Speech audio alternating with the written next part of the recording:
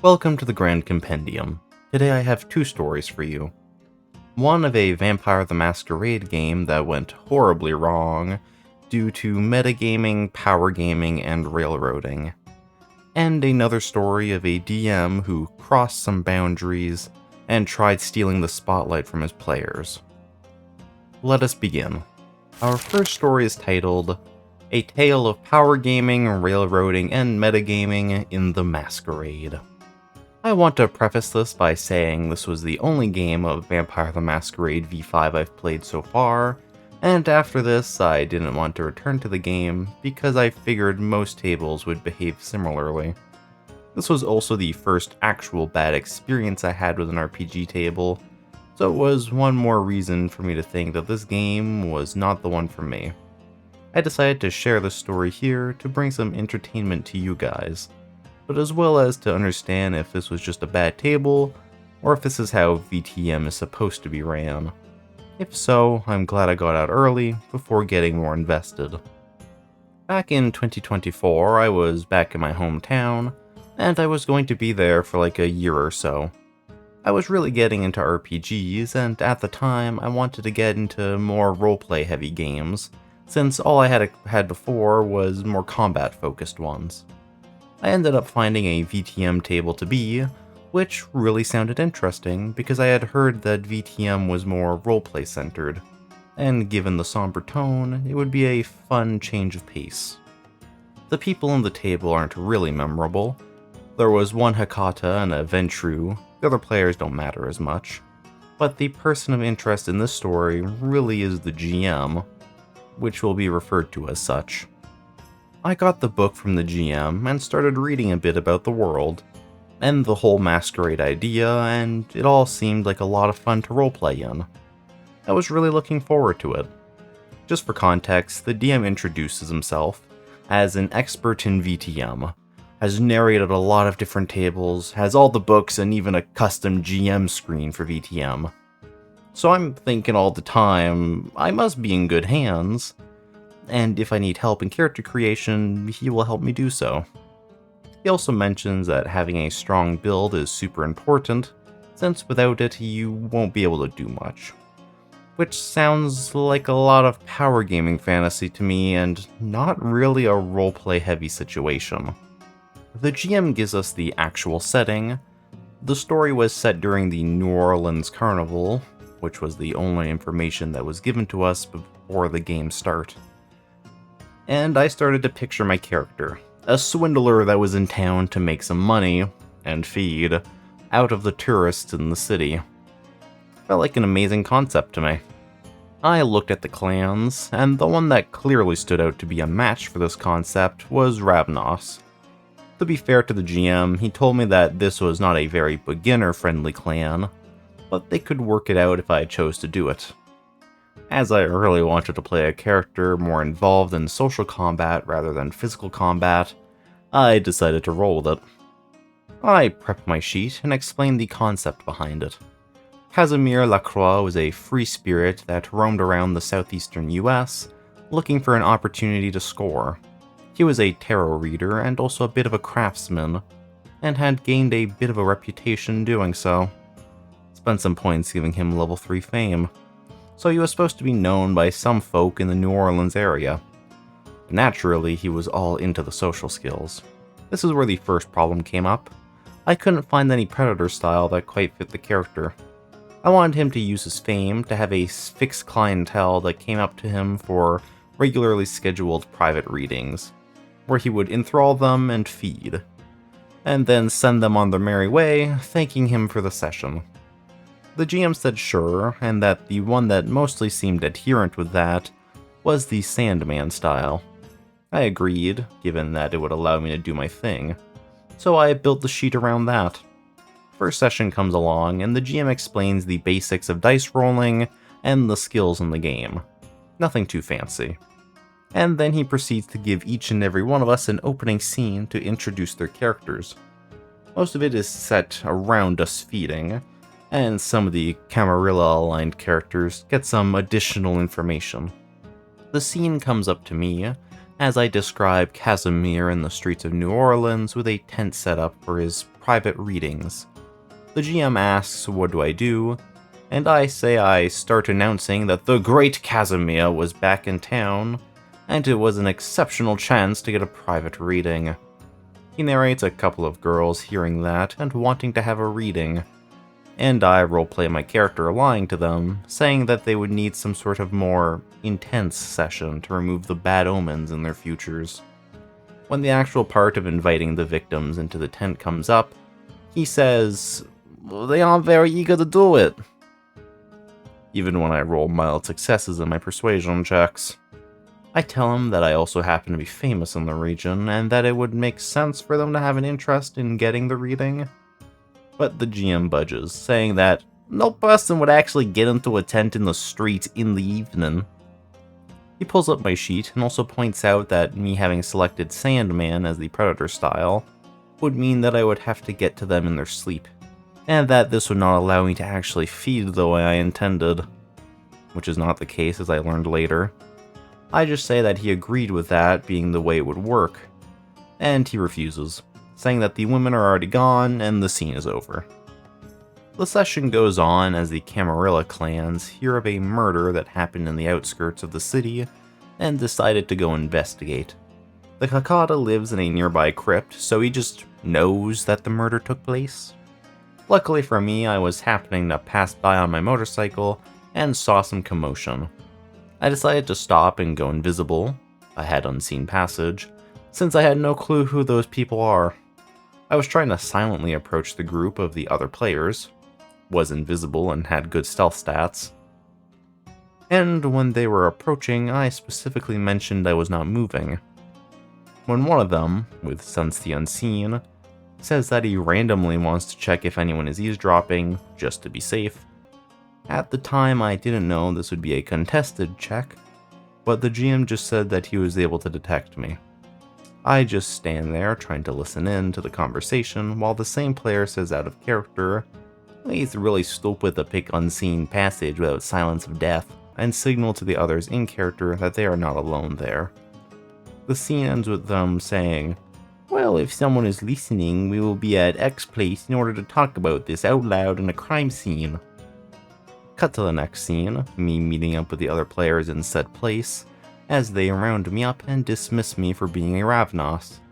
Apparently it is part of the role-playing. At the end of the session, the GM asks me where I intend to sleep because of the Ravnos Bane. I just say at the place of one of my fans, again, Fame 3. And he says I couldn't do it because of the way vampires sleep, since they look like they're dead. And the person would be freaked out by that. A random motel, I say, as I would also try to feed since I was a Sandman. At this moment, the Ventru player, who is also new to the game, invites me to his haven since he knows I need to find a new place. And he gave me a lift to the session, so we started chatting from then. This is when all other players and GM look at each other, shocked, saying that a Ventru and a Ravnos would never befriend, and that showing another vampire your haven was very bad, since you want to have more information than their other coterie members. Not sure how much this is true, but this matters later on, so he ends up shuffling back on this move, which was fair enough to me, as he didn't know. The session ends with everyone witnessing a second murder, but since I was forced to sleep at a different place, I couldn't be there to see it, and had to learn it at the Ravnos camp from other people later on. This session felt kind of weird, but I was assuming this was due to me not knowing much about the game, even though every other player had a lot more scenes than me. Must be due to my clan, I thought to myself. And since this was going to be a monthly session, I wanted to check in with the GM and the books to make sure I would be able to properly roleplay my clan in the next one. Second session comes around, and I'm much more aware of the role-playing elements of the game. The secrecy, the backstabbing, and most of all, the antagonist nature of my clan to the Camarilla, which made me feel like I was in the game more as a scapegoat than an actual player. I also talked to the GM to change my Predator style to fit my character better. And since there was no true fit to the Raw, in quotes because I feel like VTM is much more prone to interpretation, I had to change my approach completely, and had to pick the Siren, even though I mentioned I didn't want to be doing sexual roleplay in the game with a bunch of strangers. I was met with, "Oh well, VTM is a game for adults, so these themes will always be present in the game." The session starts with the players looking to find information about the two people that were assassinated, and I set out to do the same. I hear of an illegal boxing match that is happening somewhere downtown, and I set out to go there. Since this would be a prime place for my character to shine, I go into the location, and the GM mentions that there is an underworld boss, the organizer of the match, hanging about. I try to go to the boss to talk to them, and I am pushed back by their bodyguard. I try to pull rank with my 3 points in fame. GM says no cigar. I try to intimidate since I have Daunt. GM says I needed a lot of successes, which don't come around. I try to persuade the guard. The GM rules that since I tried to intimidate, I wouldn't be able to persuade as a follow-up. I honestly got stuck mentally since all the things I built my character for are not working at all. And I get to mope back to my seat, having accomplished absolutely nothing and having the scene passed around. The other players chime in saying, "Oh, you should have tried X or Y. Well, I think you're missing such and such discipline." At this point, two things have become clear. The focus of the story seems to be on the Camarilla vampires, and my character is seemingly completely useless.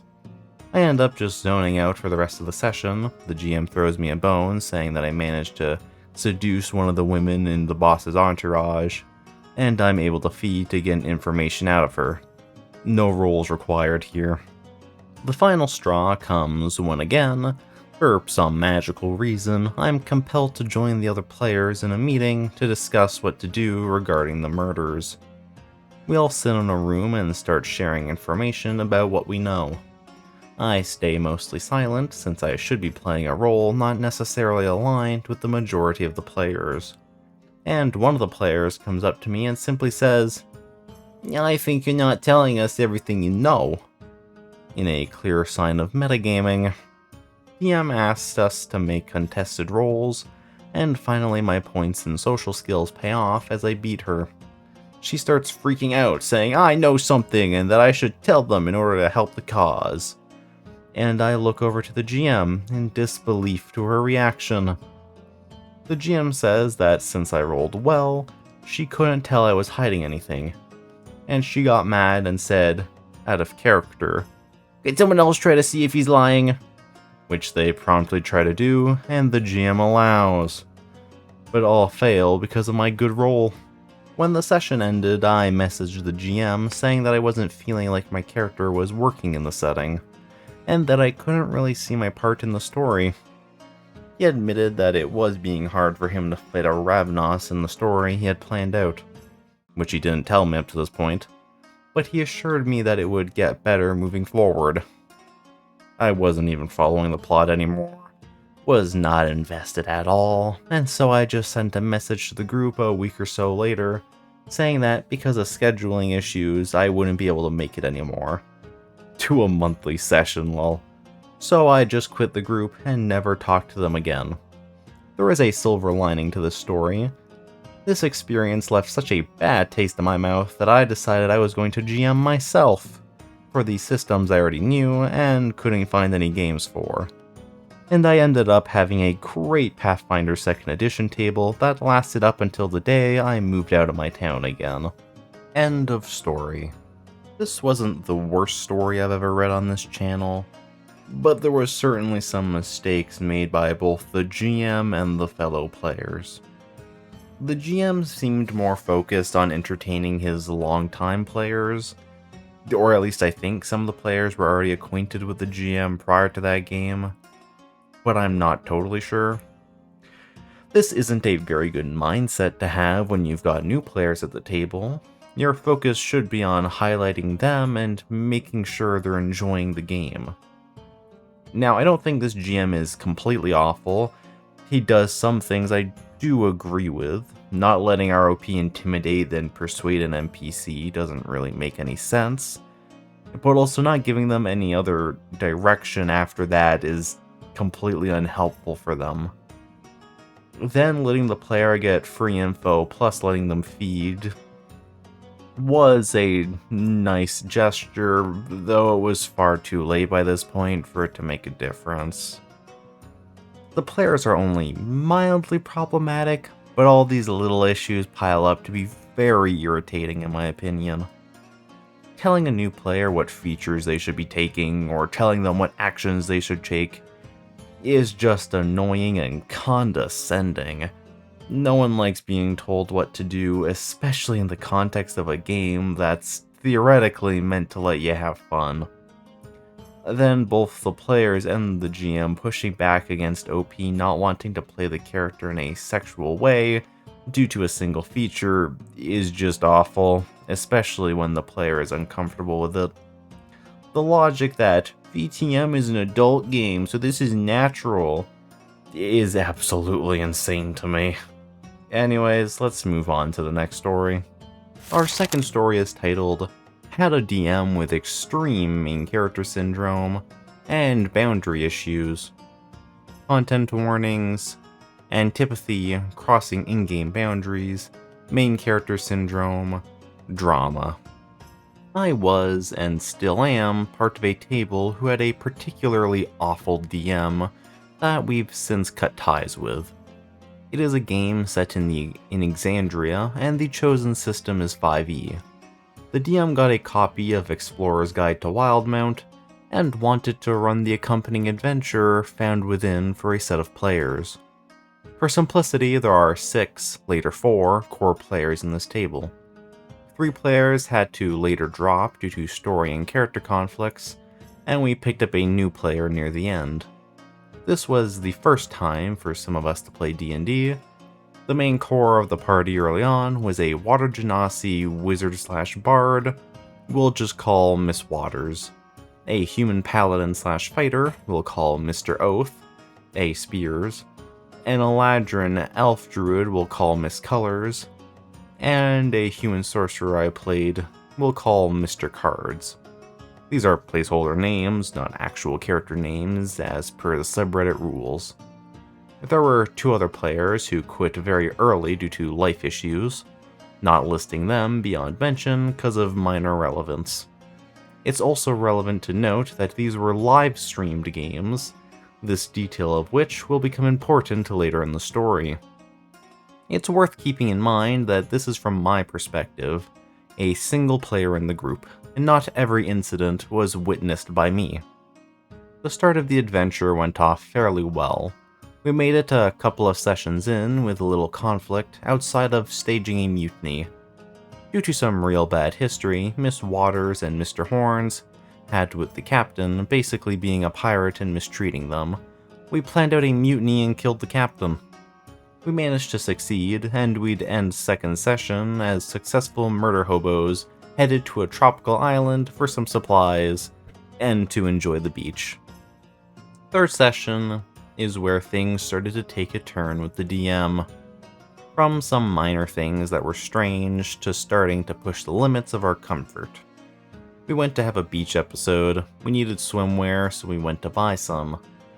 The DM then mentioned that the shopkeeper seemed to find the charismatic and suave man that is Mr. Cards, me, attractive, and with a bit of prompting from Miss Colors to try and land us a discount, decided the best thing to do was push this a bit further. The DM had the shopkeeper join me in the dressing room, and proceeded to give Mr. Cards a lap dance in his underwear. I regretted having Mr. Cards in a Speedo. As if to add a little more salt in the wound, the DM decided that Mr. Cards started to itch, and I immediately cast Lesser Restoration, given by subclass, which she chuckled and said it was just poison ivy. Incident after this involved a Swagan attacking and the island falling apart. The DM thought it was a good idea to put a 10-minute timer on 7 players in initiative, with 6 Wagon attacking us to escape before the island fell into the sea. Hopefully many of you can see the major issue with this. After the session, the 2 players I mentioned left at this point for life reasons, and we were down to 5. After this, we did have a few decently good sessions. We went to an island which had a devil's carnival on it, and we found our characters having to deal with afflictions tied to one of the 7 deadly sins. It was pretty neat, and the Resident Evil inspired monsters certainly sold the nightmare. Things went alright until a mini-boss, which was the ringmaster in a cavern we found in the island's volcano. We weathered him down to near bloody, and as a desperate Hail Mary, the DM had the ringmaster use Meteor Swarm on almost the entire party. For those who don't know, that's a 9th level evocation spell she just threw at 5 level 4s. Thankfully, with help from the lucky feat, I barely counterspelled it.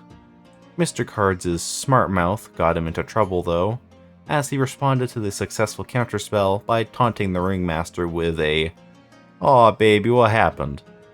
DM decidedly used a legendary action at the end of the ringmaster's turn to cast a 7th level magic missile, which was an immediate death. We the players definitely had words about balance after the session. Fast forward to one hell of a lucky divine intervention from my temporary cleric I rolled up. He was trying to help make his new friends not feel as bad with a nice gesture. Mr. Cards ended up being revived by Oberon without a soul due to story reasons. DM decided what fun it would be if Mr. Cards lived only on temp HP at any given time, due to being a hollow one. And each short rest, that temp HP would recover to 10. Healing potions and spells don't work, only spells and abilities which grant temp HP, which the DM graciously allowed to stack for Mr. Cards. She also gave Mr. Cards a nuke ability, which was I could expend all my temp HP and cause that much damage to all creatures in a 10-foot radius of him, which yes, instantly downs him. I obviously opted not to use this. The DM also opted to limit my sorcerer subclass abilities, which we homebrewed from a Clockwork Soul subclass, making it more card and gambling themed, hence Mr. Cards. I only got some of my abilities back from Oberon, giving him a special deck of enchanted mithril playing cards that could be used as daggers and a magic focus. Which, yes, I did mix in a bit of Gambit from X-Men into the character idea with this. Now, it's worth noting that I made it clear I didn't want to rush into my character's story, and I was okay with letting other players do their story. But with the death and sudden soulless nature, Mr. Cards got boosted to the front because the players wanted to fix the Hollow One shenanigans the DM put me on. During this time, we had 2 more players drop for story reasons. Mrs. Spears was returned home, and Mr. Horns had a falling out with the party in game. The DM was also showing more of her colors with each of us individually, like telling Miss Waters, player privately, that she was being a spotlight hog, which made her self-conscious. Telling other players behind my back that I chose to not be part of the next campaign, which I never said. She kept most of the players busy with combat for most of the sessions, and we found out that she gets bored when we roleplay because she's not involved. So her solution is to throw a pack of wolves when we start chatting for too long around the nighttime campfire, or more Suhagen at night when we'd be sailing. My personal favorite was when we were leaving a town to head to the next. And as we started chatting about the plan, she threw a rock at us. And at that point, I was tired of constantly fighting half the time, so I had Mr. Cards taunt the rock and get it to swoop towards him, and make it crash into a wall of force.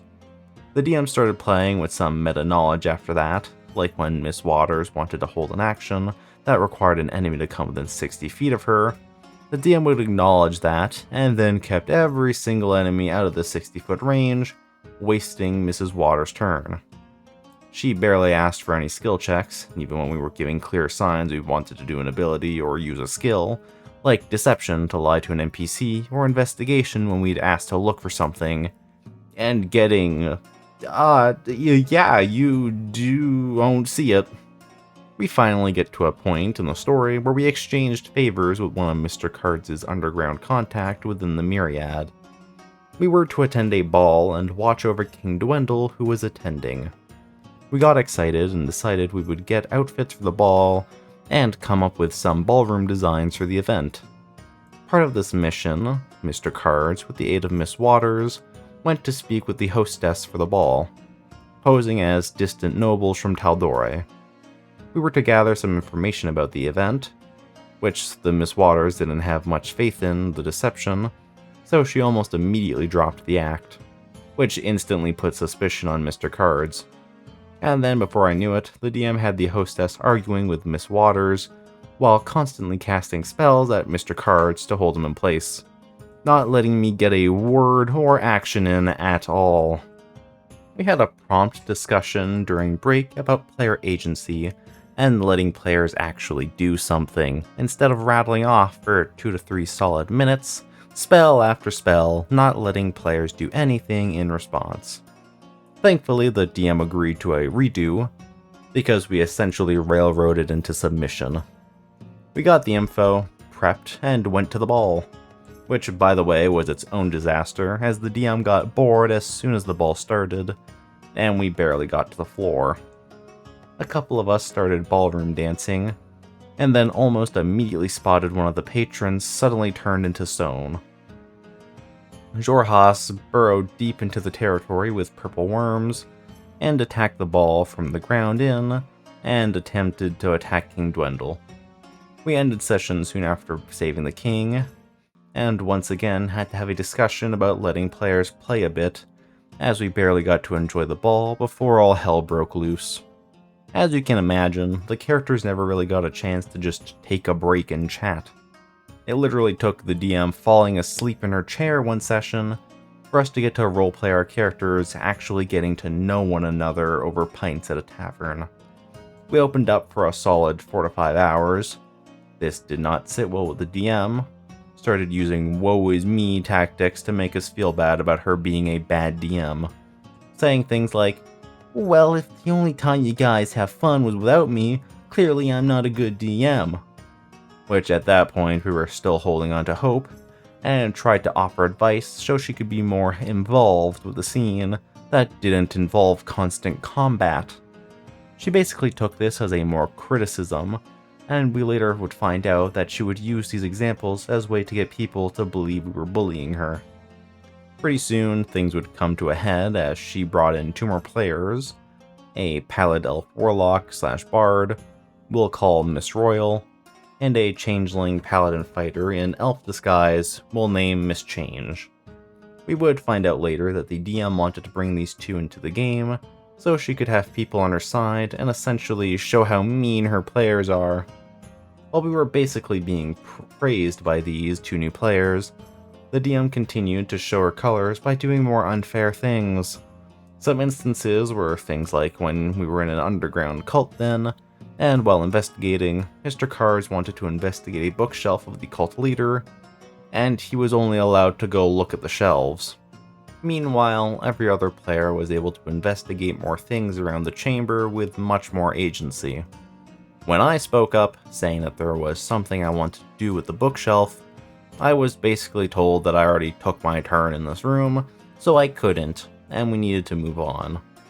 There was another incident when we were investigating a hag in some sewers. Mr. Cards wanted to hold an action as we approached the opening to the room. We approached and the action wasn't triggered as we went into initiative. I was told I didn't have an action on my first turn because I held an action in the hall we were approaching from. She also got on my case for wanting to use the help action to give a player advantage on a skill check when the player was about to do something, and I was told this was the player's thing, not mine. Then let other players start to do things to help this player after they failed. Thankfully, the player for Miss Royal saw through the DM's lies when Miss Royal heard me out on some of these issues as they happened, and agreed the DM wasn't being fair. Finally, the other shoe dropped, and we had enough of the DM and her antics. We collectively, minus Miss Change, decided to separate ourselves from her and the game with us. ousting her from the group altogether. Miss Change was on the fence about us up until this point. When the DM, upset we were taking the game with us, decided to tell Miss Change that we were talking behind the DM's back while we were ironing out the details of transferring away from the DM. This had prompted Miss Change to barge in and berate us for being immature, and things got very heated between us and Miss Change. So ultimately, sadly, Miss Change with the DM for all of about a week after we split from them. After we transferred everything we could and ironed out the details, we ended up having the player for Miss Waters and I took on the roles of co-DMs for the game. She agreed to basically become the primary DM for the game, and I would take the reins and DM when the story focused on her character. We're still going strong about 4 to 5 years later now, essentially expanding the group to a semi-private D&D community. 69 members currently, nice, filled with other refugees of our ex-DM and friends who wanted a place to stay.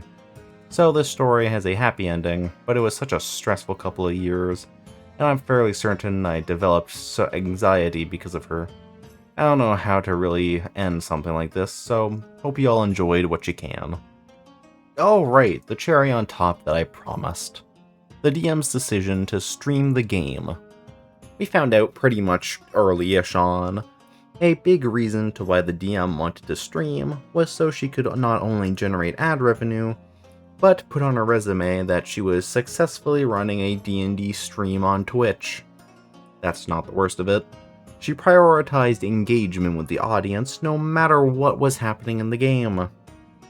We got a raid, pause the game, and everyone introduces themselves to the raiders. Someone redeemed the punishment dice. Cool. Rolls.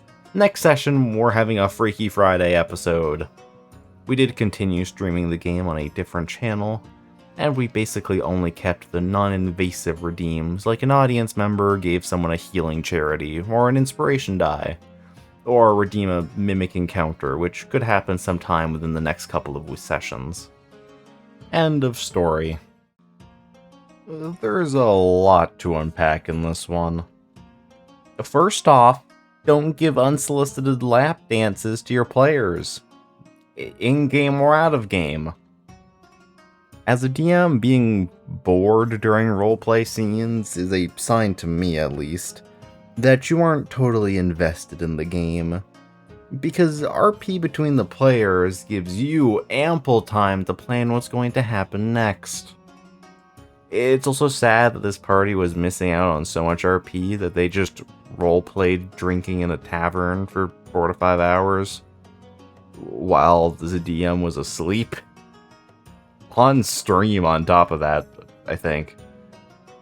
Also, trying to convince people that you're bullying them because they don't like your D&D game is clear manipulative behavior, and doing it through a game that is being live streamed is a surefire way to get some serious backlash from your 7 viewers. I'm sorry.